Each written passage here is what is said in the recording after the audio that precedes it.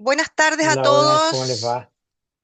Hola, hola, les quiero dar la bienvenida a todos los que hasta ahora se han conectado, agradecer su participación en este nuevo conversatorio de la Corporación Humanismo y Democracia. Además, saludar al presidente de la corporación, Felipe Sandoval, y a los miembros del directorio que nos acompañan.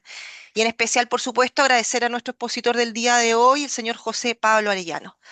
Humanismo y Democracia es una corporación inspirada en los valores del humanismo cristiano, comprometida con la democracia, la dignidad humana y la búsqueda del bien común.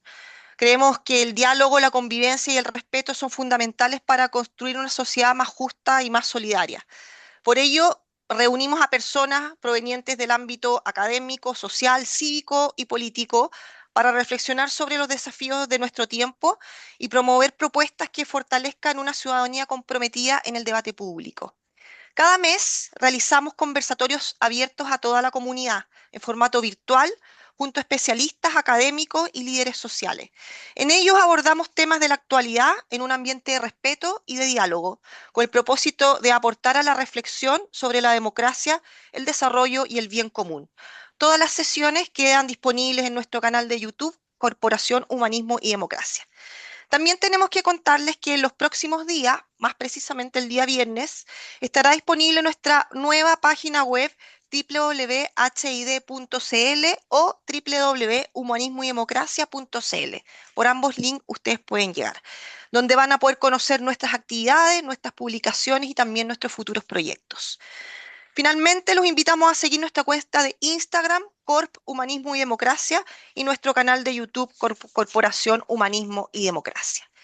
Dicho aquello, quiero presentar a nuestro expositor del día de hoy, señor José Pablo Arellano Marín. Es economista, académico y experto en políticas públicas, es ingeniero comercial de la Pontificia Universidad Católica de Chile y máster y doctor en economía de la Universidad de Harvard. Ha desempeñado una destacada trayectoria en el servicio público, siendo director de presupuestos del Ministerio de Hacienda durante el gobierno del presidente Patricio Elwin, ministro de Educación durante el gobierno del presidente Eduardo Frei Ruiz-Tagle y presidente ejecutivo de Codelco entre el año 2006 y 2010 durante el primer gobierno de la presidenta Michelle Bachelet. Asimismo, ha integrado diversas comisiones asesoras y grupos de trabajo en materia de desarrollo económico, productividad y sostenibilidad fiscal, convocado por distintos gobiernos, reflejando el reconocimiento transversal de su experiencia técnica. En el ámbito académico y de la investigación, ha sido profesor universitario, investigador de CIEPLAN y consultor de organismos internacionales como el Banco Mundial, el Banco Interamericano de Desarrollo, el Fondo Monetario Internacional y las Naciones Unidas. Además, es autor de numerosas publicaciones sobre economía, desarrollo y políticas sociales, tales como 20 años de políticas sociales, Chile 1990-2009, Equidad con crecimiento sostenible, Reforma constitucional, prioridad que se consolida, y políticas sociales de desarrollo, solo por nombrar algunas de las más destacadas. En este conversatorio titulado Proyecto de Reconstrucción y Estrategia de Desarrollo, compartirá su visión sobre los desafíos que enfrenta Chile para impulsar una estrategia de desarrollo a largo plazo, analizando el rol de las políticas públicas, la inversión, la institucionalidad y la colaboración entre los sectores públicos y privados para avanzar hacia un desarrollo sostenible. Sin más, dejo con usted a José Pablo Arellano para que nos haga su exposición y luego vamos a tener un espacio de preguntas abiertas para terminar aproximadamente a las 7:30 de la tarde. Adelante, José Pablo. Gracias, Pilar. Bueno, primero que nada, saludar. Un gusto ver varias caras conocidas. Y nada, decirles que Felipe Sandoval, me pidió que los acompañara aquí en una conversación sobre el proyecto de reconstrucción que en este momento se está discutiendo en el Senado. Y Pilar me dijo, ¿qué título tiene? Yo le dije, bueno, pongamos el proyecto en una perspectiva un poco más amplia del desarrollo del país. Y eso es lo que voy a tratar de hacer como introducción para que después podamos conversar con comentarios o consultas que ustedes tengan. Y diría que lo primero es que este es un proyecto que tiene varias medidas, y me voy a centrar en el proyecto y después voy a hacer algunos comentarios adicionales. Tiene varias medidas, por eso se ha llamado un proyecto misceláneo, porque principalmente son medidas tributarias, pero no solo tributarias. La prensa lo ha eh, denominado como mega reforma. No lo considero yo que debiera tener esa calificación, es más bien un proyecto misceláneo que el gobierno lo ha llamado oficialmente proyecto de reconstrucción, porque tiene algunas medidas que buscan allegar recursos a la reconstrucción de los incendios y de las dificultades que ha habido puntuales en esa emergencia. Pero en realidad tiene varias medidas y por eso es más bien un proyecto misceláneo, principalmente de medidas tributarias. Pero su foco, aparte de la reconstrucción, el foco principal es, y el objetivo, y así lo han declarado las autoridades al presentar el proyecto en el Congreso, es para promover el crecimiento, promover el crecimiento económico. Y eso, en primer lugar, a mí me parece que es un buen foco, un buen objetivo, porque la verdad es que, como sabemos, el país se ha quedado atrás en materia de crecimiento. Ya llevamos un periodo largo en que no crecemos como necesitamos. No crecemos como necesitamos para que se generen los empleos, que den oportunidad a los jóvenes, que den oportunidades a tantos que necesitan un empleo y que no lo consiguen, ¿no? Acabamos de tener datos de la última encuesta de empleo que son bien desalentadores, porque la tasa de desempleo ha aumentado. Entonces, necesitamos más crecimiento porque eso genera oportunidades de trabajo. Necesitamos más crecimiento porque eso le aumenta los ingresos al Estado y con eso el Estado puede financiar más programas. En fin, creo que no necesito aquí insistir en ese tema, a pesar que se nos había perdido un poco en la agenda y por algún tiempo incluso como que se le restó importancia. Al principio del gobierno anterior incluso había algunos partidarios del decrecimiento.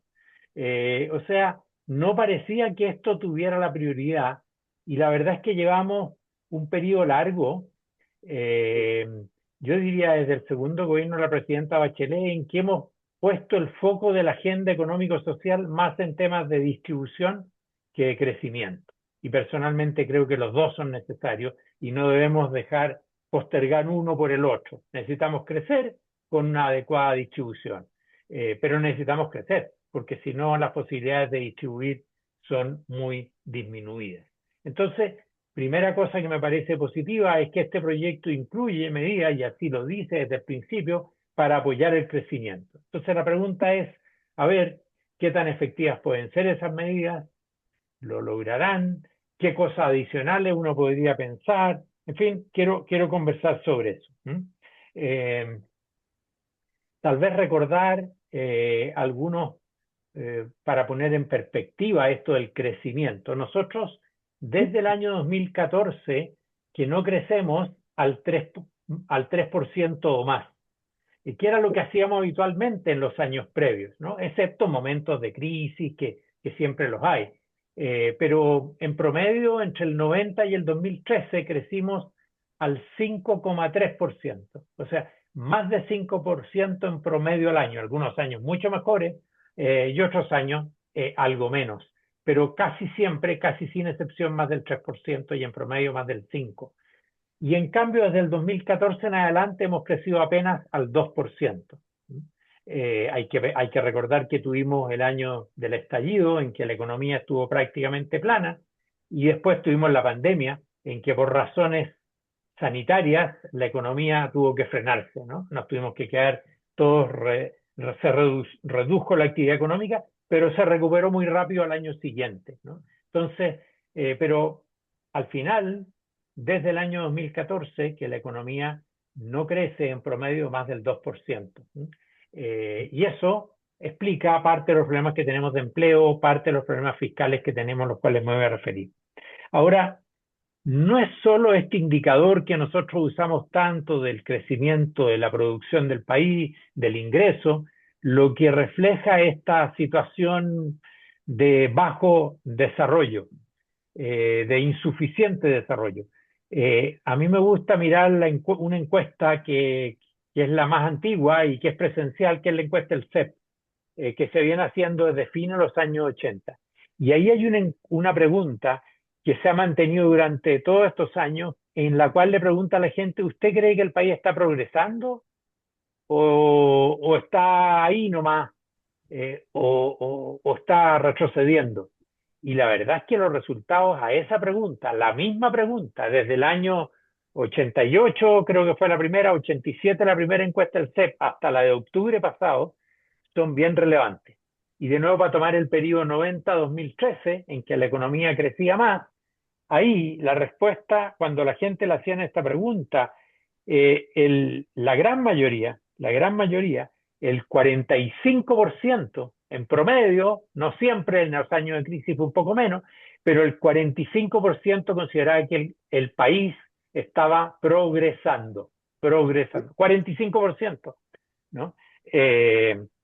Bueno, lamentablemente, si miramos el periodo reciente, de 2014 en adelante, en que hemos dejado de crecer, solo un 17% considera que el país progresa. Y esta es una pregunta amplia, progresa, ¿no? Por eso me parece relevante. Pero lo que es más grave es que un 30% considera que el país está en decadencia, ¿no? 22 en promedio, 30% en las últimas 2 o 3 encuestas. O sea, no solo no progresamos, el 60% considera que está estancado. Esa cifra para el periodo anterior, solo un 2%, ¿no es cierto?, consideraba, consideraba que el país estaba estancado, ¿no? No un 2%, algo más. Pero la mitad, 45%, considera que el país progresa. Entonces, este es un cambio muy fuerte en la apreciación, en los datos duros de lo que sucede y en la apreciación de la población. Entonces, tenemos sin duda que volver a reimpulsar el énfasis en esto que es fundamental. Y en ese sentido, a mí me parece que es correcto que el proyecto se proponga eso, este proyecto de ley llamado de reconstrucción. Bien, eso respecto de este objetivo importante.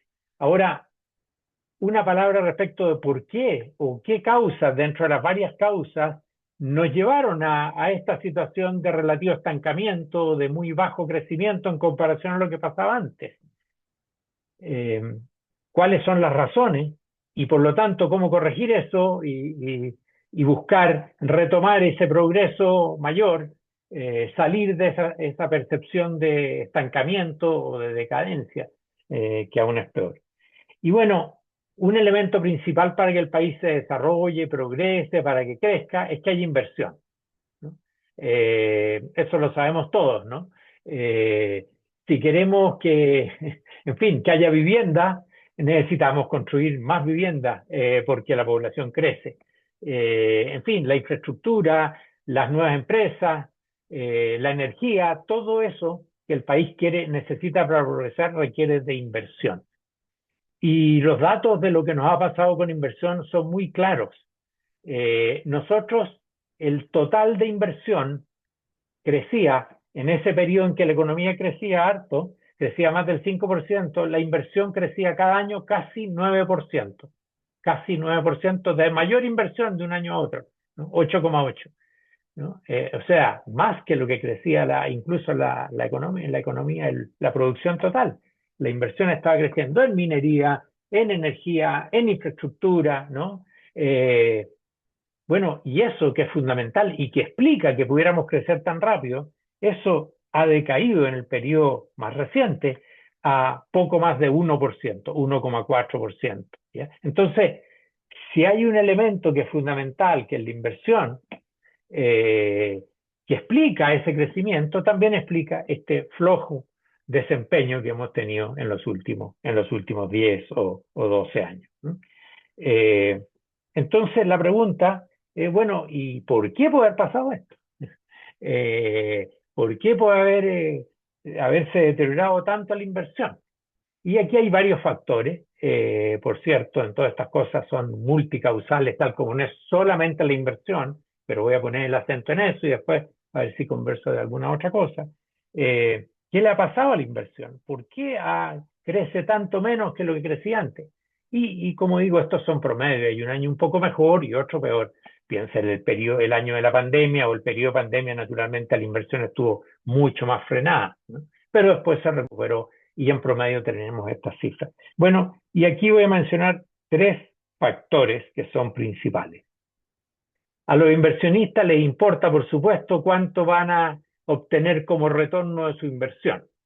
Y el retorno a la inversión que a futuro, porque esa es la gracia del inversionista que tiene que hacer hoy día un gasto con proyectando obtener ganancias en el futuro y resultados en el futuro. Y eso pasa con cualquiera que invierta en un proyecto, ¿no? En lo que sea, sea minero, sea forestal, sea agrícola, en cualquier área, ¿no es cierto? El proyecto voy a gastar hoy día y voy a obtener un resultado en el futuro.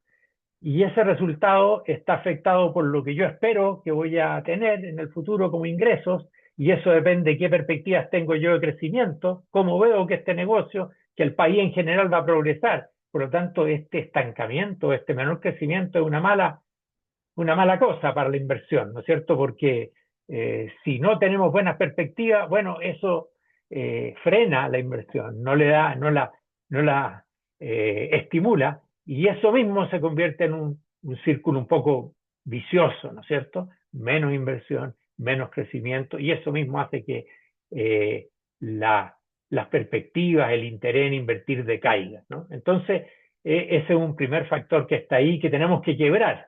Tenemos que cambiar esa perspectiva, el país tiene que lograr cambiar esa perspectiva y que ese pesimismo cambie, se vuelva más optimista y eso se vaya, esa percepción no solo cambie, sino que se mantenga, ¿no?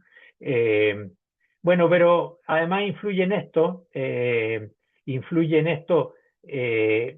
lo que el resultado también está afectado no solo por esa perspectiva, sino que cuánto voy a tener que pagar como impuestos por los resultados que obtenga. Entonces, por eso el tema de los impuestos viene a colación. Pero lo primero es, ¿qué espero yo? Y bueno, siempre cuando yo me proyecto a futuro, veo qué riesgo hay de por medio, ¿no? Esto que yo espero que el país crezca, que se desarrolle y que por lo tanto mi proyecto pueda tener éxito, tiene riesgos. Y hemos vivido un periodo de alta incertidumbre, ¿no? Si pensamos en el periodo, tuvimos el estallido, tuvimos después el periodo de debate constitucional, el proceso constitucional no fue solo debate, fue un proceso para elaborar un nuevo proyecto, someterlo a la ciudadanía, lo que vimos, y eso generó incertidumbre porque son cuestiones muy fundamentales que se discutieron, ¿no? Y que afecta el futuro, acuérdense la diferencia y lo que plantean los proyectos en esta materia, y por lo tanto la incertidumbre y el riesgo que eso involucra para los inversionistas. Y por lo tanto ese sin duda es un factor que influye a este menor crecimiento de la inversión que hemos experimentado, ese periodo de incertidumbre, que por lo menos en lo que dice a materias constitucionales ya quedó despejado. Eh, pero, pero yo diría quedó un cierto daño en materia de percepción de riesgo del país, ¿no? Eh, Esto es muy importante, la percepción de riesgo del país para un inversionista nacional o extranjero. Para el extranjero, por supuesto, porque viene de otra parte y trae recursos, pero también del nacional, porque puede invertir fuera. En un mundo globalizado, ¿no es cierto? Los inversionistas nacionales no solo pueden invertir en su país, sino que también fuera. Entonces, esta percepción de riesgo que se evalúa de manera muy precisa por empresas especializadas en evaluación de riesgo, ¿no? En el cual Chile había hecho un progreso muy grande. Eso se deterioró marginalmente, pero se deterioró. Eh, y durante un tiempo, diría, estaba muchos de estos clasificadores de riesgo estaban atentos a qué iba a resultar de todo el proceso constituyente para hacer sus evaluaciones y recomendaciones a los inversionistas. Pero esto tiene muchas consecuencias, afecta cuánto cuesta a los que invierten, cuánto les cuesta endeudarse, etcétera. Entonces, sin duda que vivimos un proceso de incertidumbre alta, que se ha reducido, sin duda, pero mayor, que quedó un riesgo, una percepción de riesgo mayor que la que existía antes de este periodo que se inicia con el estallido en materia de mayor incertidumbre. Entonces, primer factor, ¿no? puedo seguir dando elementos y recordando, más que dando, porque son cosas que todos hemos vivido. Los retiros de fondos de pensiones crearon una incertidumbre. Hay mociones parlamentarias que se salen de sus atribuciones constitucionales, en fin, una serie de elementos crean, eh, que crean incertidumbre. Y como digo, la primera parte del gobierno del presidente Boric, hubo sectores que propiciaban incluso la, la decrecimiento. Bien, entonces este primer elemento de incertidumbre está detrás de esta caída en la inversión. Y bueno, ¿cómo se corrige? En parte se ha corregido con los resultados del proceso constitucional, pero tenemos que seguir dando muestras de que el país conserva una institucionalidad sólida. Bueno, el segundo elemento que quiero mencionar y que afecta la rentabilidad de los que estiman, que calculan, que proyectan los inversionistas tiene que ver con el tema de los impuestos a las utilidades de las empresas. Porque yo hago un proyecto de inversión que va a generar ganancias y eso está sujeto a impuestos. Y en esto hemos tenido cambios importantes que afectan lo que podríamos llamar nuestra competitividad tributaria. Cuán competitivo es el país, cuán atractivo es desde el punto de vista tributario para los inversionistas. Y un breve recuento de lo que ha pasado. Un breve recuento de lo que ha pasado. Durante todos los años 2000, durante todos los años 2000, teníamos una tasa tributaria del 17%. Las empresas pagaban un 17% por sus utilidades durante todos los años 2000 y buena parte de los 90. El 2011 esa tasa subió al 20%. ¿Ya? El 2011, el terremoto, ¿no es cierto? Se requerían recursos, esa tasa subió al 20%. El 2014, con el inicio del segundo gobierno de la presidenta Bachelet, se inició el gobierno con un proyecto de reforma tributaria que fue muy discutido. El gobierno tenía mayoría en ambas cámaras y eso concluyó con un aumento de la tasa de impuestos a las empresas del 27%, que es el que tenemos hasta hoy día. ¿Ya? El promedio entonces de la tasa de impuestos de este periodo que estoy tomando, 2014-2025, es un poco más de 25% y la tasa actual es 27%. Y el promedio del año 90, entre el 90 y el 2013 fue 16%. ¿Ya? Entonces claramente ha habido un aumento de los impuestos, pero lo que hay que agregar, porque esto es relativo a lo que pasa en otros países, es que en el periodo que nosotros hemos estado subiendo, en los países de la OECD o en los países donde los inversionistas comparan con invertir en Chile o en otros, han estado bajando los impuestos. Entonces, nosotros hemos estado subiendo, cada vez hay justificaciones para hacerlo, lo que se quiera, pero esto ocurrió mientras los otros estaban bajando. Bien, no todos, pero sí en promedio. Entonces, eso nos ha hecho perder competitividad tributaria y eso sin duda que desalienta la inversión en comparación a que eso no ocurriera. Y el tercer factor que quiero mencionar es la llamada permisología. ¿Por qué? Porque para hacer una inversión uno tiene que tener una serie de permisos, autorizaciones de cualquier tipo. Si usted quiere instalar un restaurante, ¿no es cierto? Tiene que obtener múltiples permisos y autorizaciones, si esa es su inversión. ¿Para qué decir si es un proyecto minero? En fin, proyectos que son importantes para Chile, la minería. Bueno, esos proyectos, con razón, tienen que cumplir una serie de normas ambientales y de otro tipo. El problema es que estas normas no solo son bastante exigentes, sino que además toman un periodo muy, muy largo en obtener esos permisos. ¿Ya? Esto se ha ido documentando, incluso le hemos puesto este nombre de permisología, está bastante documentado con estudios bien detallados por organismos, digamos, independientes, como hay una comisión de productividad que se creó a fin del gobierno del presidente Lago, cuyo objetivo es medir este tipo de cosas, cuán efectivos somos para, en fin, cuán eficientes, cuán efectivos, cuán productivos, y ha hecho estudios en distintos sectores muy detallados y ha comparado cuál es la realidad en Chile con la realidad de otros países. Por ejemplo, se hizo uno muy completo respecto a la minería y se ha comparado con países que son mineros y muy exigentes, Australia, Canadá, en fin, y resulta que en esos temas nosotros le hacemos la vida mucho más difícil al inversionista, mucho más difícil. Les toma mucho más tiempo, les cuesta mucho más poder concretar un proyecto. Entonces, esto es una traba enorme para la inversión, ¿no? Y como digo, está muy documentado. Incluso el gobierno del presidente Boric, el ministro Grau, siendo ministro de Economía, encabezó un proyecto, una iniciativa que no estaba en su programa, para nada, pero que con el correr de los años le dieron mayor importancia a este tema y reconocieron esto y se tramitó una iniciativa legal que costó bastante tiempo, que está todavía en proceso de implementación, pero que yo la considero muy importante para abordar este tema de los permisos, ¿no?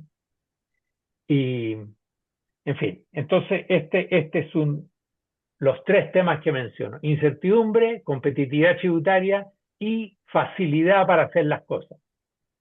Mire, una ejemplo de la diferencia abismal que puede haber en esto.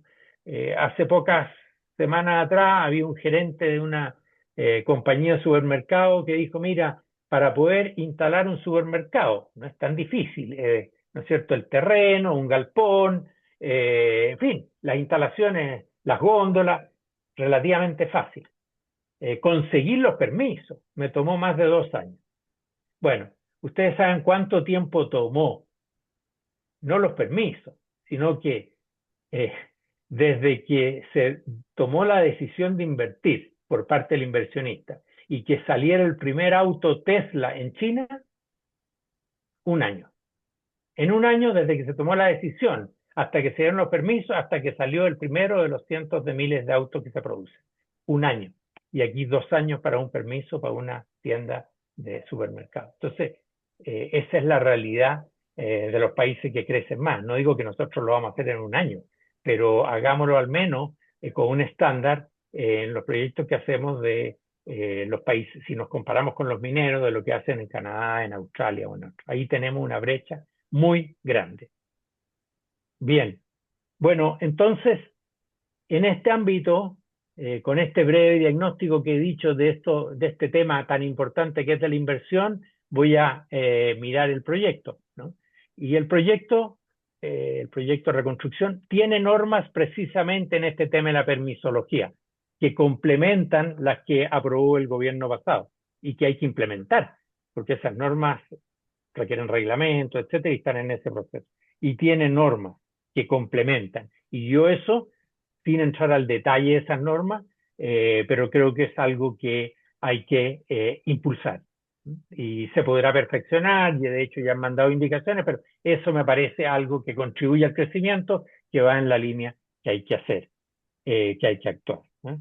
Y obviamente que esto no es solo un tema de leyes, sino que es un tema de práctica, de todo lo responsable en todo el Estado para facilitar que esto ocurra. Fíjense que miraba un análisis en que no es solo el tiempo que la ley y la manera en que las leyes, que son distintas para distintos permisos, está organizado, sino que además no se cumplen los plazos que establece la ley. Entonces, los plazos que se toman las autoridades o los servicios exceden con bastante los plazos que la ley establece. Entonces, el problema se vuelve serio.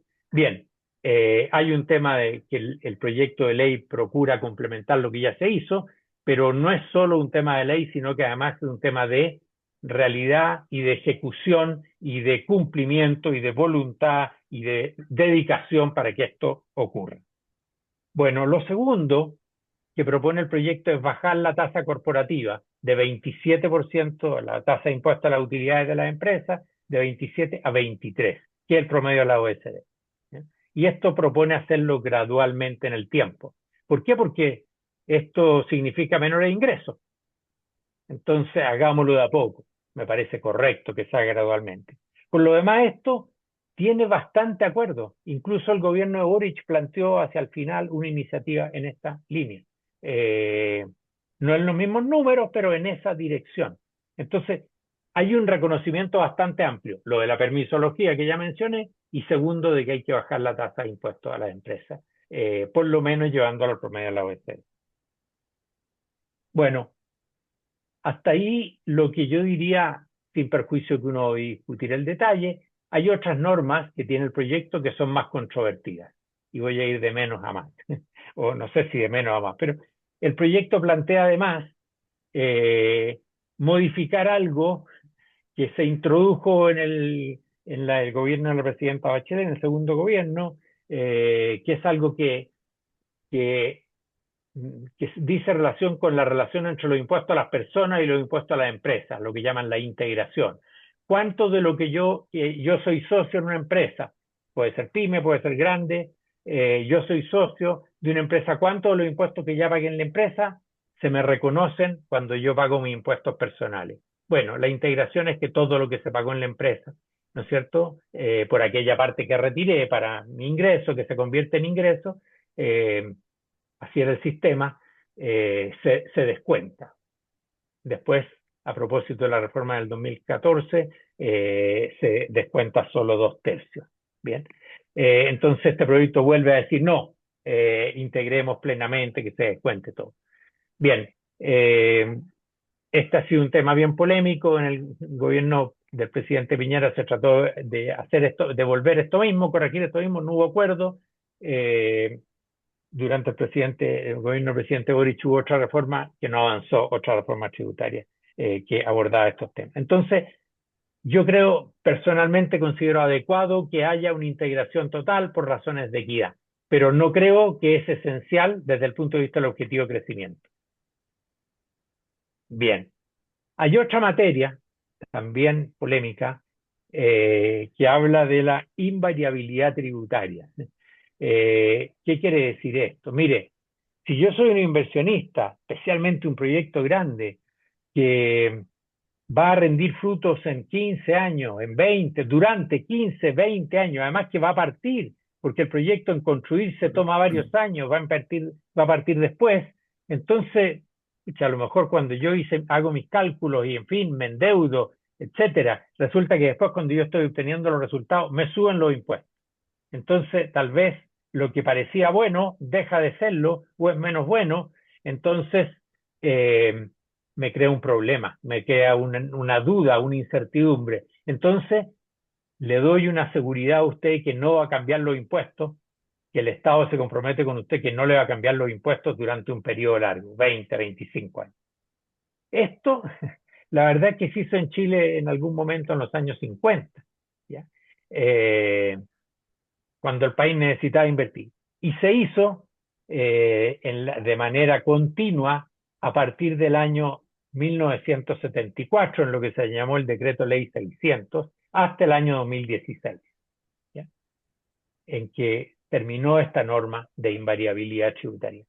Diría que fue bien importante. Hay que ponerse en lo que era el año 74, ¿no es cierto?, en que el país había expropiado, o sea, el grado de incertidumbre era bastante alto, había habido múltiples expropiaciones, se había nacionalizado el cobre, etcétera. Entonces, la incertidumbre respecto de invertir en el país era alta, y por lo tanto se dio este seguro de invariabilidad tributaria para grandes inversiones, y fue importante para inversiones mineras, entre otras.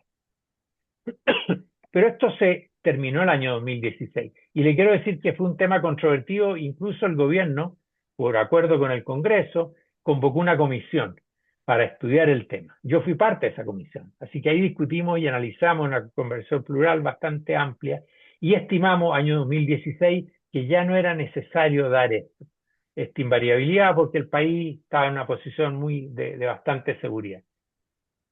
Bueno, pero entre medio, después de esa fecha, hemos tenido la incertidumbre, naturalmente, que estamos muy lejos de la situación del 74, estamos muy lejos de eso. Pero, en fin, algunos pueden considerar que, dado el riesgo nuevo que se ha generado, puede ser esto necesario, eso es lo que los autores del proyecto consideran, por eso que están proponiéndolo. Lo que diría, por lo menos a mí me parece que habría que hacer algo que el proyecto aún no contempla, que es que debe cobrarse por ese seguro. O sea, tal como en el DL600, si uno va a tener esa seguridad, paga más, que si no la tiene. Bien, se cobra como un seguro. La tasa es mayor. En fin, habrá que buscar algo, pero esa es la manera de hacerlo, si es que uno va a dar ese seguro que es voluntario para los inversionistas. Bien, eh, el proyecto tiene otras medidas tributarias, pero antes de entrar en ella, debo decir, quiero a plantear un problema que tiene esto, que no es menor, y es que cuando uno baja impuestos, eh, está perdiendo ingresos. Y claro, esto lo está haciendo para estimular el crecimiento, que esperamos que va a ocurrir, pero eso va a pasar en el futuro. Y las inversiones adicionales, el crecimiento del país, que va a generar más impuestos a las utilidades, más impuestos por el IVA, por en fin, todo lo que ocurre si es que el país crece, no va a ser instantáneo. Entonces va a producirse menores ingresos durante un tiempo. Y la verdad es que la situación fiscal, como sabemos, no está boyante, ni mucho menos, sino que está en una situación deficitaria. ¿Ya? Y está en una situación deficitaria importante, por lo menos desde el año 2014 en adelante, en que hemos tenido déficits mayores, de los que no quiero repasar toda la historia, pero hemos tenido déficits mayores de los que normalmente teníamos. De hecho, en los años 90, y eso lo conozco bien de cerca, nosotros tuvimos superávit y en vez de subir la deuda año a año, bajamos la deuda. ¿Bien? Lo cual tiene una serie de efectos positivos.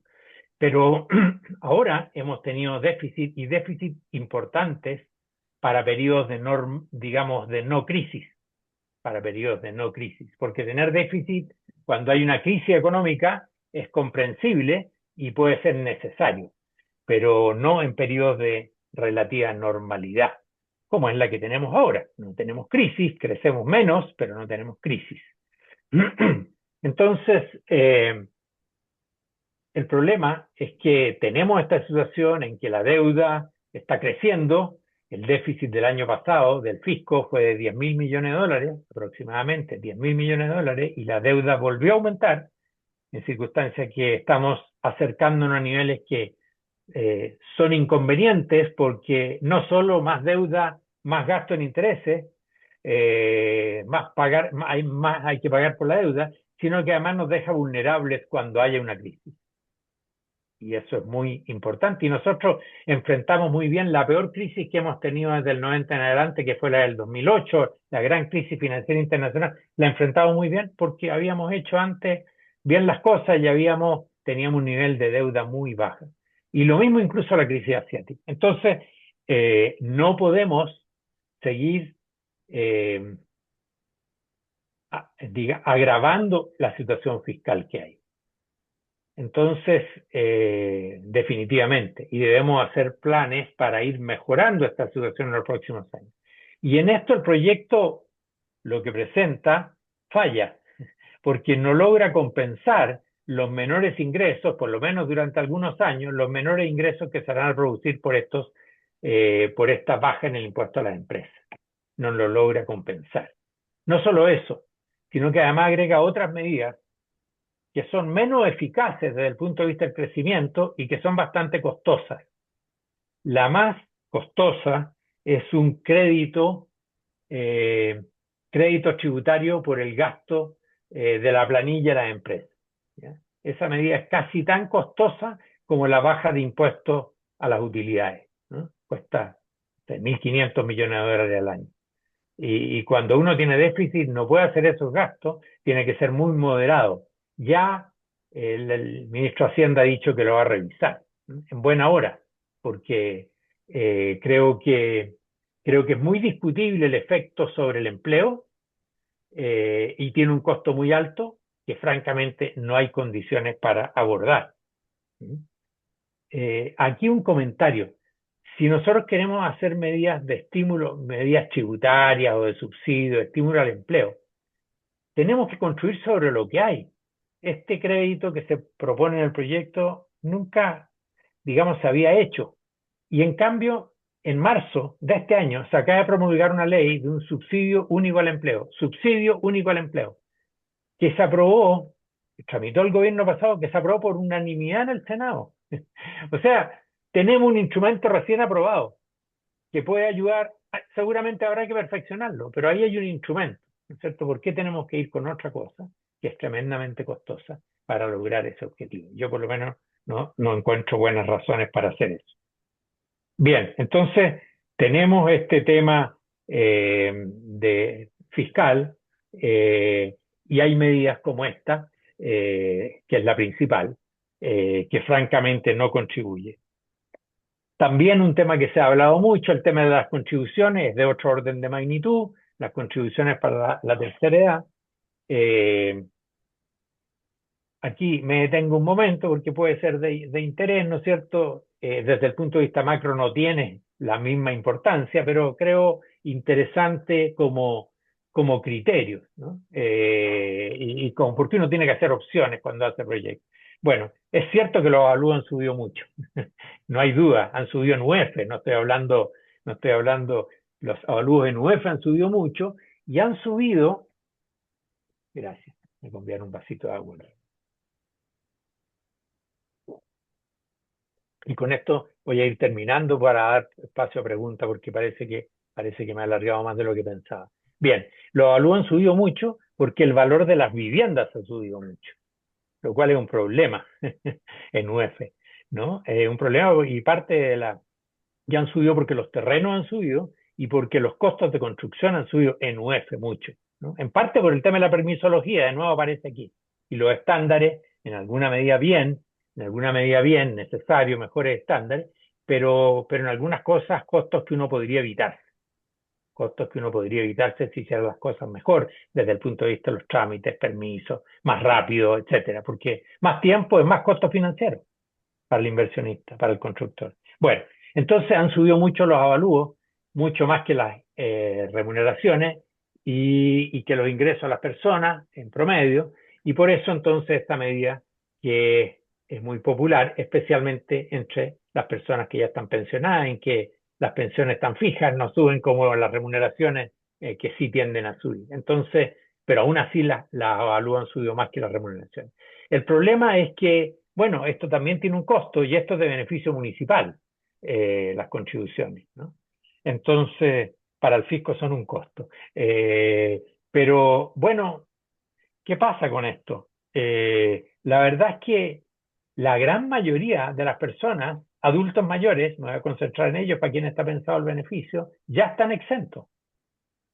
El 75% está exento, no paga por el valor de la propiedad. Solo un 25% paga. Y además ya existe una norma que otorga beneficios si es que los ingresos son menores, los ingresos promedios son menores a 2.100.000 pesos, los ingresos de las personas, del contribuyente, y la vivienda tiene un valor inferior a un cierto monto que no tengo aquí. Bueno, puede descontar hasta un 50% del costo de la contribución. ¿Ya? Entonces, ya hay algunas medidas. Entonces, eh, creo que tal vez habría que corregir, mejorar eso si se estima, o mejor diría yo incluso, como aquí hay un problema en liquidez, porque hay personas que, bueno, en razón de su edad, les sube la contribución, lo cual en cierta medida es una buena noticia porque se valorizó su propiedad, pero no puede pagar esa mayor contribución, ¿no? O le crea un problema muy serio. Entonces, bueno, puede buscarse maneras de pagarlo en otro momento. Pero si los avalúos están bien hechos, cosa que en general están, siguen el valor comercial, en general siempre habrá problemas, y las variaciones de los avalúos en promedio guardan relación con el aumento del valor de las propiedades, entonces es una buena noticia. Eh, el problema es que, claro, puede ser que yo no pueda abordar eso, y eso se puede abordar de otras maneras. Entonces creo que esta medida hay que acotarla y hay que precisarla mejor para responder al problema y no plantear una exención general como está planteada. Esa es mi apreciación. Bien, hay una serie de otras medidas que yo tampoco me parecen adecuadas, que son medidas de regularización a los que no han pagado oportunamente los impuestos, que ya se vienen haciendo antes, por lo menos mi experiencia, cuando nosotros tuvimos, nunca propiciamos esas medidas, siempre se proponían, siempre las rechazamos, porque son bastante injustas con los que pagaron puntualmente.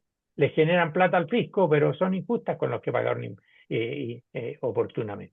Y hay otras medidas respecto a impuestos a las donaciones, en que el fisco le dice, oiga, págueme ahora y yo le cobro menos y no me lo pague en el momento en que se produzca la donación. En fin, yo en general no soy partidario de esas medidas. Corrijamos lo que hay que corregir, pero tengamos leyes parejas y no favorecer a los que no pagaron oportunamente. Bien, entonces, termino. Creo que el proyecto aporta al focalizarse en crecimiento.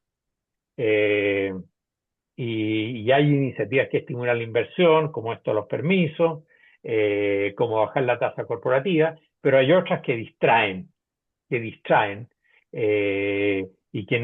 y además el proyecto no se hace cargo adecuadamente con el problema fiscal que tenemos. Esto lo ha dicho el Consejo Fiscal, que es un órgano plural, técnico, y no solo eso, sino que lo agrava en los primeros años. Por lo tanto, eso hay que arreglarlo, a mi juicio. Conservando el objetivo y sacando lo que no es esencial para el crecimiento. Eso sería mi criterio. Bien, podemos hablar de otros temas porque esto habla solamente de esta parte y creo que un problema que tenemos es que la agenda económico-social está muy restringida. A mí no me gusta con que llevamos todos los últimos gobiernos han partido, la agenda económica ha sido tributaria.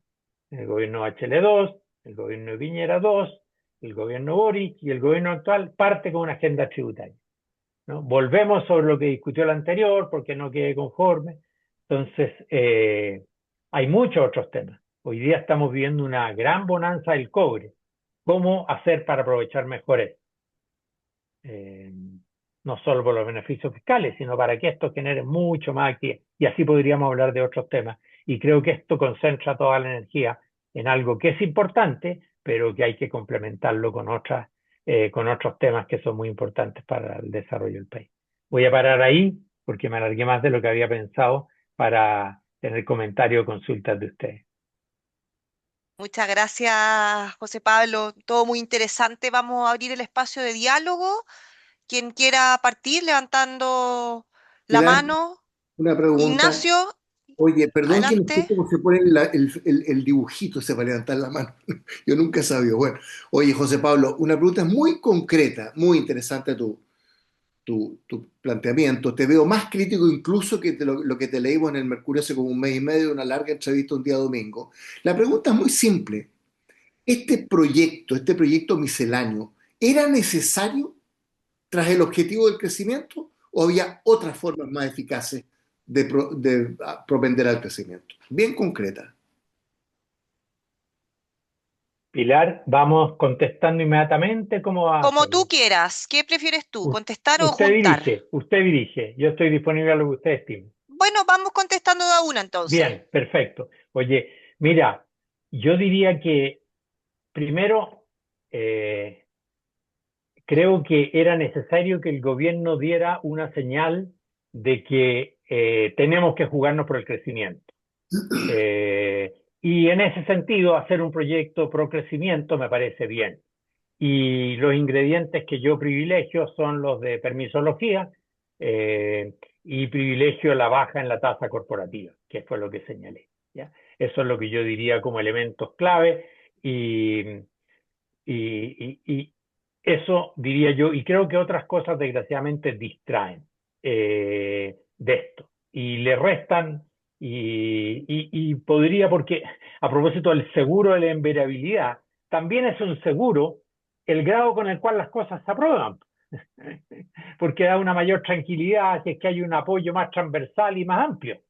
Eso también a un observador dice, oye, entonces el próximo gobierno no va a partir tratando de deshacer esto, como llevamos de un gobierno a otro. Entonces, yo me concentraría, por eso nosotros siempre promovimos lo de los acuerdos y lo de los consensos, tratar de construirlo. Naturalmente que hoy día es mucho más difícil, porque hay una fragmentación política que no teníamos, eh, pero aún así hay que hacer la pega y tratar, no digo que no se esté haciendo, hacer el esfuerzo mayor posible para impulsar acuerdos en aquellas iniciativas que son esenciales para el crecimiento y que creo que son las que recogen el mayor apoyo.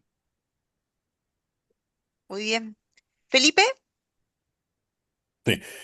Oye, lo primero que estoy de acuerdo con lo planteado por José Pablo, eh, que tengo dos cosas, dos consultas. Uno, en el tema de la invariabilidad,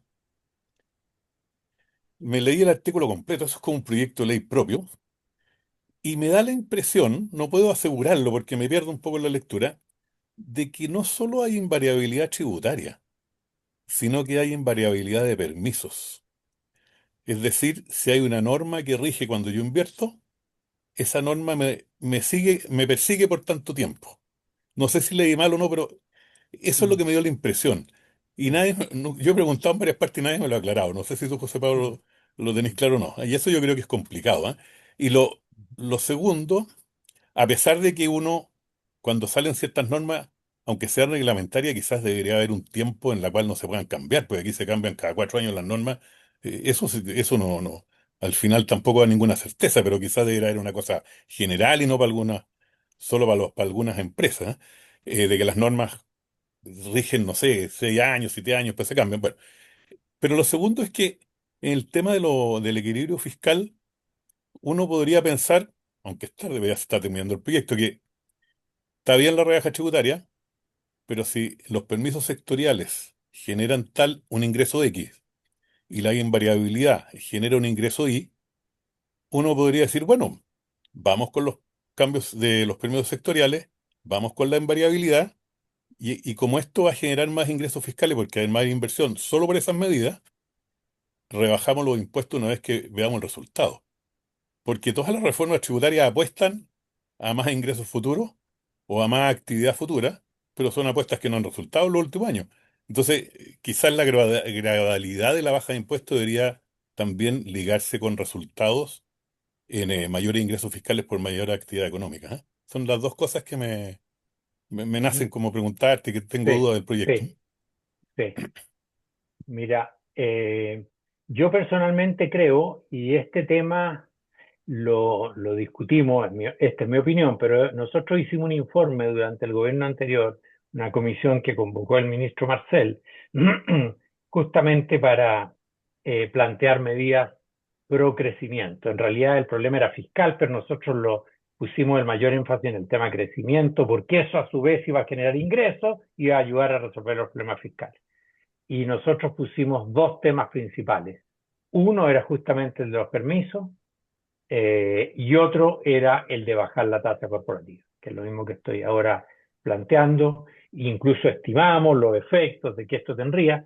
Yo personalmente creo que, dado la situación, y lo he visto como experiencia en varias industrias, con casos, ejemplos concretos, yo personalmente le atribuyo la mayor importancia al tema de los permisos, y que esto tiene que ver con leyes, pero no solo con leyes, tiene que ver con reglamentos, o sea, con medidas administrativas y con prácticas, con la manera en que hacemos las cosas. Nosotros tenemos un Estado que se nos ha ido quedando atrás, y que se ha vuelto demasiado pesado, demasiado burocrático, más allá de lo que necesariamente tiene que ser. Nosotros tuvimos un Estado que creo que era bastante más ágil y se ha ido quedando atrás, y en estas cosas tremendamente atrás. Ahora, para ser justos, este problema de los permisos y de la permisología no es solo una preocupación en Chile. Si uno ve el informe que acaba de hacer para la Unión Europea, el llamado informe Draghi, del expresidente del Banco Central Europeo, hizo un informe sobre desarrollo de Europa, con informe competitividad, estrategia competitiva para Europa. Uno de los temas que aborda es este: rigideces, eh, por exceso de regulación o por normas muy restrictivas o que dificultan en materia de impuestos, de permisos, perdón. En Estados Unidos hay un movimiento fuerte dentro del Partido Demócrata o intelectuales de eso que hablan exactamente lo mismo, como se ha frenado la capacidad, y ello se compara con lo que pasa en China, cómo se ha frenado la capacidad y la flexibilidad y la facilidad para hacer inversiones justamente por este tema de los permisos, la forma que regula, ahogando un poco las posibilidades de desarrollo, ¿no? Y como decía, lamentablemente en el caso nuestro hay ejemplos variados en que los tiempos son peores, son más largos que en países como Australia, Canadá, en que se han hecho comparaciones. Entonces, a eso yo le atribuyo la máxima importancia y que tenga certeza, como tú dices, porque si esto se alarga a incluso una que se puede reclamar judicialmente y con un plazo, digamos, más allá de que el proyecto está andando, y el proyecto se hace cargo y propone algunas modificaciones en este sentido. Eh, y respecto de la invariabilidad, lo que tú decías, efectivamente la norma eh, va más allá de la invariabilidad en la tasa y entra incluso a normas administrativas de impuestos internos, a normas interpretativas de impuestos internos, etcétera, ¿no? Es bastante, no lo he comparado con el DL600, valdría la pena compararlo para ver si va más allá, porque el DL600 tenía algunas normas de ese tipo. Si va más allá, lo cual me parecería injustificado, o en fin, habría que justificarlo más. Y como digo, si es que se hace, creo que habría que cobrar. O sea, se paga una tasa más alta de impuestos, eh, eh, si es que se va a hacer. No sé si respondí más o menos, ¿sí? Bien. José Pablo, yo tengo una pregunta, después viene Hugo. Nosotros en abril hicimos un conversatorio sobre el tema medio ambiente con Pablo Badenier y él planteó algunos temas que tú has abordado.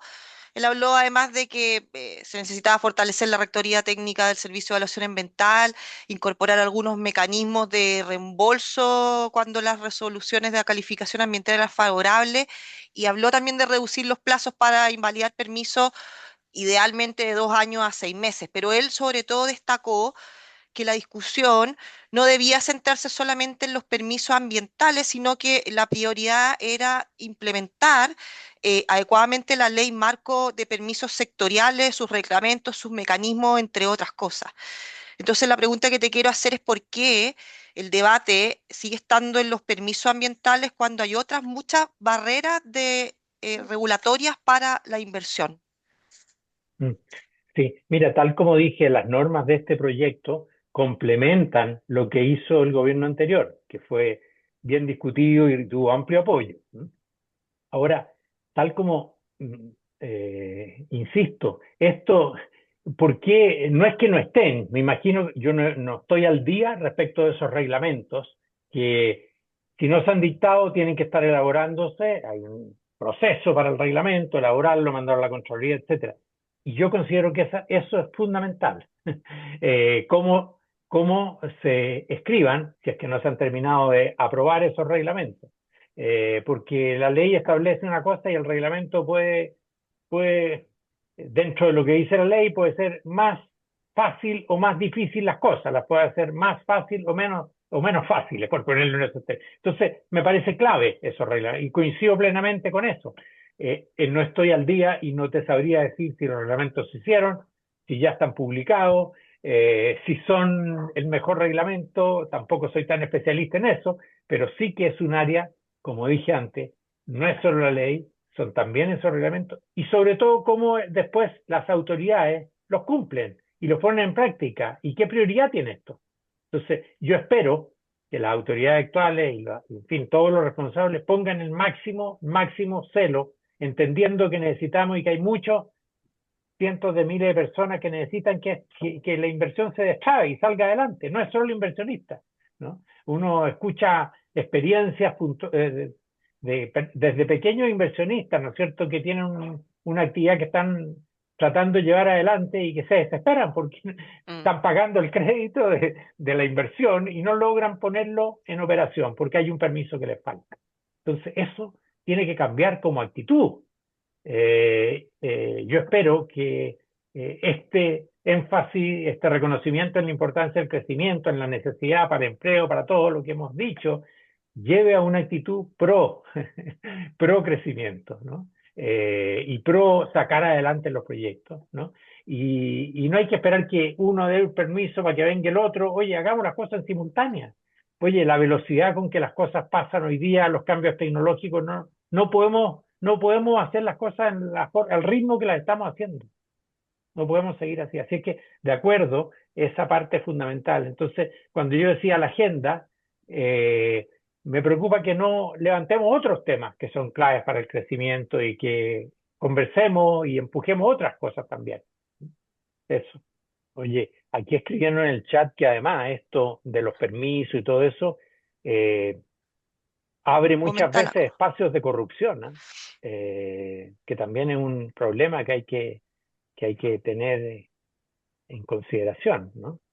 Obviamente que necesitamos, pero si es que esto se hace demasiado complejo, ahí se abren espacios, ¿no es cierto?, para malas prácticas. Absolutamente.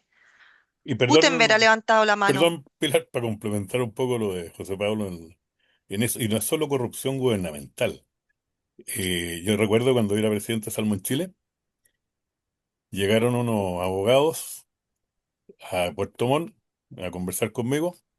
Me dijeron, nuestra experiencia en el norte es que nosotros le sacamos tanta plata a las mineras para que salgan los proyectos adelante. Bueno, aquí si quieren permisos para la salmonicultura, trabajen con nosotros, porque si no van a tener miles de problemas. O sea, como una especie de corrupción Eso, institucional, no solo gubernamental, ¿eh? eso, Felipe, es imposible que lo haya hecho un abogado. No, no. Dijo, Eso, al menos de la Chile, al menos de la Chile. Gutenberg tiene la palabra. No, lo único que quiero agregar, porque estoy entrando recién, por lo que escuché recién, eh, yo les aconsejo a los que quieren con el interés en lo que estaban conversando respecto a, a lo que los cambios legales en materia de la famosa permisología representan. En la página de la Universidad Cervantes está la exposición que nos hizo Carlos Carmona. Todos sabemos que Carlos Carmona en materia de derecho administrativo, por Dios que hizo mucho por los gobiernos, digamos, anteriores y pasados, y su nivel de profesionalismo y sapiencia. E hizo una exposición detallada de todo este tema, que obviamente es un temazo, eh, entregando al final un juicio no solo positivo genérico, como lo ha hecho la mayoría de la gente, digamos, sino que calificando que efectivamente iba a significar, al momento de que se produjeran los reglamentos que indicaba José Pablo, una, una amplitud de criterio, por así decirlo, y una posibilidad de cumplimiento efectivo, de que no se burocratizara o se le buscara la quinta pata al gato para burocratizar nuevamente lo que se estuviese regenerando. Nos dejó súper bien impresionados y está por salir, eso en todo caso se les va a mandar con la versión escrita de lo que fue su presentación, pero es una cosa pedagógica. Nos explicó bien las diferencias entre los distintos instrumentos jurídicos, eso. Súper. Pilar. Sí, ¿Qué más? estoy viendo aquí lo que puso Hugo en el chat. Dice que no puede abrir el micrófono. Dice, ¿cuándo los ciudadanos podremos ver efectos de esta mega reforma? Los que somos de centro nos cuesta explicar hoy esto. Mira, primero, como dije al principio, yo no le doy esa calificación, ¿ah? Pero más allá de eso, hay que esperar en qué proyecto termina. Y como digo, las medidas, por ejemplo, de permisos complementan lo que ya se hizo, que recién Gutenberg estaba diciendo que va a producir un efecto. Entonces y, y, y las estadísticas de, proyectos ingresados a trámite o distintas versiones que hay de proyectos de inversión que están en posibilidad de concretarse en los próximos años son importantes en los distintos sectores. En minería, Cochilco lleva un catastro muy detallado de los proyectos para los próximos 10 años, ¿no? Y estamos en este momento con un nivel récord de proyectos, de volumen de proyectos de inversión en minería. Eh, la, hay un catastro que lleva a la Corporación de Bienes de Capital, que hace algo equivalente para distintos sectores y también hay un volumen importante, mucho mayor que en años anteriores, de proyectos de inversión a ser materializados.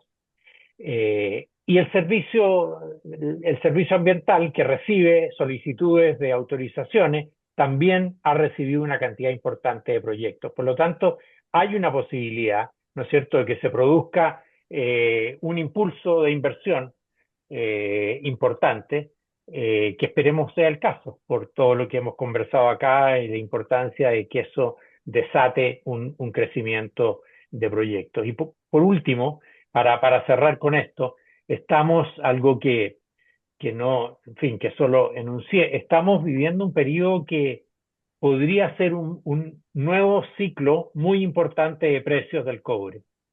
Y eso no solo, como tiende generalmente a ponerse el acento, le genera más ingreso al Estado, sino que puede generar una dinámica de actividad en torno a la minería muy importante. Eh, y eso entonces genera actividad en distintos sectores.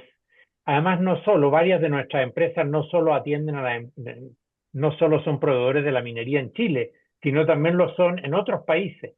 Y si en Argentina, por ejemplo, llegan a desarrollar minería, que es la que nunca han hecho, pero que ahora están tomando una serie de medidas para hacerlo, también sería un campo importante para empresas chilenas, tal como lo ha sido el Perú, la minería peruana. Entonces, proyectos en Chile, eso abre espacio a lo que llamamos el clúster o el ecosistema de empresas y de actividad, porque hay empresas de ingeniería, hay, en fin, una multiplicidad de actividades de empresas que no son empresas mineras, sino que son proveedores de la minería que podrían cobrar fuerza y desarrollarse más en Chile y para otros países mineros o actividades complementarias, ¿no? Podría dar ejemplos de empresas, pero creo que ahí hay un potencial importante si sabemos aprovechar este nuevo posible superciclo, porque los precios actuales son precios muy, muy altos, los precios que está teniendo el cobre, que debo decir, no es solo de este año. En los últimos años hemos tenido precios que, comparados históricamente, son muy altos, afortunadamente. Así es que eso. Entonces creo que hay buenas posibilidades para que ojalá de manera, desgraciadamente, la política sigue estando muy fragmentada, muy de choque, y entonces se crea un clima respecto a estos temas muy polarizado, cuando nos cuesta abordar temas como estos que debiéramos abordar de manera en base a un acuerdo más amplio. Perdón. Ojalá que así sea y que se genere, ¿no es cierto? Ojalá que corrijamos eso y logremos construir un espíritu más de nosotros y no solo, ¿no es cierto?, ellos y nosotros, sino que nosotros, un nosotros más amplio, ¿sí? Y que cada uno desde donde estemos podamos contribuir a que eso sea así. Y miremos con más perspectiva y creemos y se logre un impulso que el país necesita, especialmente pensando en esa cantidad de personas que está hoy día sin trabajo. Creo haber visto a Juan levantar la mano, ¿no? Sí, Juan, gracias. ¿te vi? ¿Puedo? Sí, sí. Sí. Oye, voy a hacer una pregunta. ¿Cómo estás, José Pablo? Muchas gracias. Hola. Quería una pregunta que un poquito sobre la forma de deliberación de estos proyectos en el Congreso. Eh, Son temas de teoría de la democracia. Ha habido distintas tendencias últimamente sobre la forma de tomar decisiones, digamos, democráticas, por ejemplo, en los parlamentos. Unos sostienen de que, bueno, hay que ir rápido y si se tiene la mayoría, aplicar las votaciones y sacar los proyectos adelante. Eh, el sistema, digamos, de mayoría, si tienen los votos, se vota y ya, listo. Otros que dicen, no, hay que negociar un poco las cosas, sobre todo cuando no se tienen mayorías muy claras, o bien para tener mejores consensos o acuerdos, hacer como tipo de negociaciones comerciales, digamos así, entre la gente, digamos, en fin, de los ministerios económicos y las distintas bancadas. Y otra, que es una teoría que viene desde hace algún tiempo, que yo no las tengo todas, pero que es privilegiar la deliberación racional, o sea, tratar de tomarse el tiempo para convencer racionalmente de las cosas en el seno del Parlamento, porque la convicción racional, bueno, es una aspiración, digamos, que la democracia sea más deliberativa. O sea, si esto significa pasar años discutiendo algo y hay una cierta emergencia económica también por el crecimiento y el empleo, no tiene sentido. Pero el generar espacios, digamos, con un poco de calma para dar razones, convencerse, parece que es una cuestión fundamental en la democracia. O sea, digamos que no hay tiempo, bueno, o que están los votos, pero es que como modelo, generar en el Parlamento espacios de deliberación racional, convencer con buenos argumentos, ¿no? Con los especialistas que van invitados a las comisiones, en las propias discusiones en las cámaras, digamos, dedicar tiempo a que se vean soluciones racionales y de buena fe. Yo creo que eso, la democracia deliberativa, sin ser una cuestión absoluta, porque al final hay que votar las cosas y los proyectos tienen sus tiempos.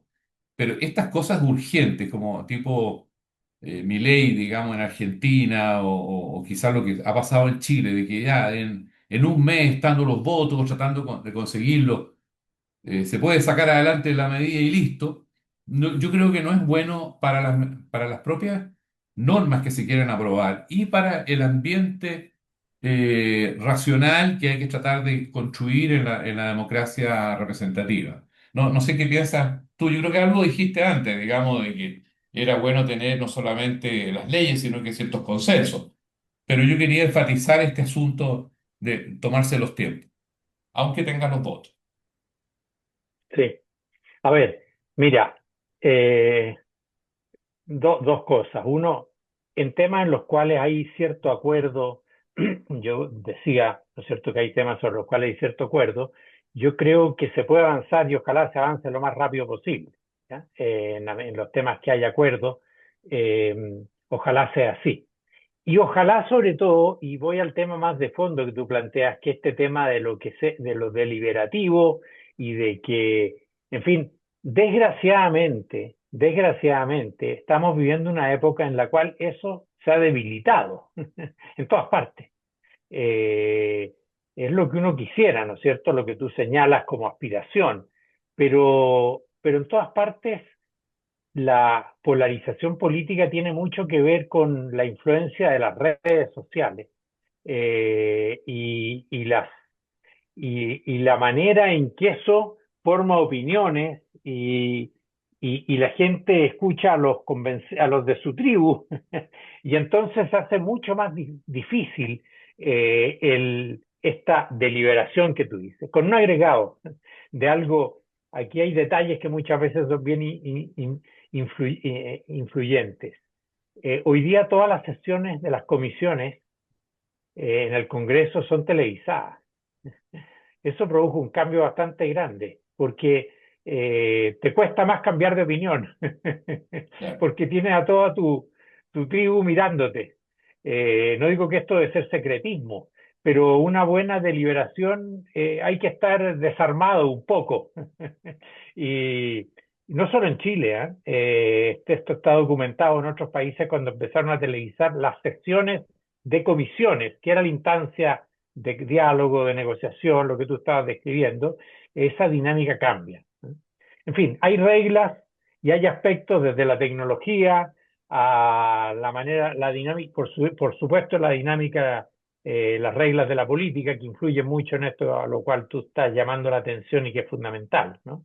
Y que puede terminar deteriorando la calidad de la política y los resultados con mucho tiempo o con poco tiempo, ¿no es cierto? Puede tener muy malos resultados si es que se legisla mal por diversas razones, de las reglas para legislar, de la poca deliberación, de la poca atención a los aspectos técnicos o de la sencillamente predominio del populismo, ¿no? De los slogans, el populismo, en vez del debate más racional y la búsqueda de algo que es tan importante como son la elaboración de estas normas.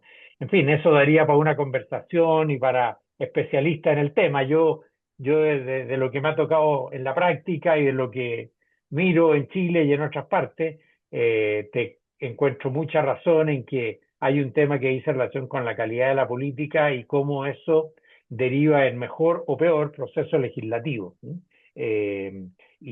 Ah, Y facilidad para construir acuerdos o no. ¿Sí? perdón, Sí.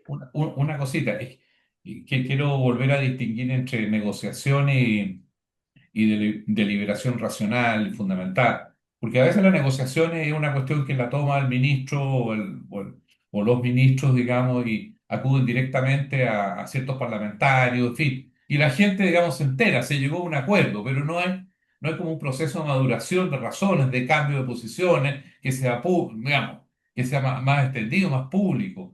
Que es muy interesante, el convencimiento mutuo, me refiero. La negociación comercial da estaca, digamos. Es diferente, porque de repente nos podemos encontrar que se llegó a una negociación y un acuerdo, pero eso no es el tipo de consenso, digamos, así como más sólido, más permanente, digamos, entre distintos sectores de la opinión pública. Con toda la polarización que exista, justamente esa deliberación racional a veces lleva a despolarizar, porque las cosas se conversan por el bien común, digamos, de distintas miradas y se van convenciendo y cambiando de posiciones. Es una cuestión que es distinta que esa negociación tipo trading, digamos, que también se hace en política, ¿no? Bueno, perdona, pero yo quería aclarar esa Muy diferencia. bien, muy bien. Bueno, Pilar, creo que hemos cumplido con el tiempo que usted Hemos cumplido. nos había propuesto. Hemos cumplido en el tiempo, José Pablo. Muchas gracias por tu exposición. Muy valiosa. Esta exposición va a quedar grabada. Luego nosotros editamos nuestro video, se sube a nuestro canal de YouTube y se difunde. Así que también lo invitamos a compartirlo. Y nos vamos a poner en contacto contigo para hacerte llegar un regalo de la corporación en agradecimiento por tu tiempo y por tu dedicación en este espacio. Así que muchas gracias, José Pablo. Muchas gracias a todos los que hoy día se conectaron. Y les recuerdo que el viernes va a estar pública nuestra página web para que puedan entrar y ver nuestros conversatorios, nuestros futuros proyectos y todas las cosas que está haciendo la Corporación Humanismo y Democracia. Así que muchas gracias y buenas noches a todos y todas. Muchas gracias, José Pablo. Gracias.